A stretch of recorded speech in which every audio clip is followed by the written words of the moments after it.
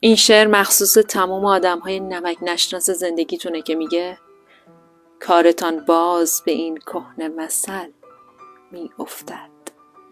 گذر پوست به دباغ محل می افتد.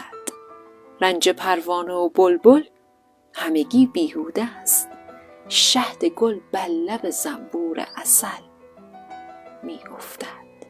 به لب سرخ خودت های ننازی چلگیس، سیب دست حسنی های کچل می افتد. اهل لافی که همه رستم دستان هستند، کش شلوارکشان وقت عمل می افتد. قاصدک دست تو را پیش خلایق رو کرد.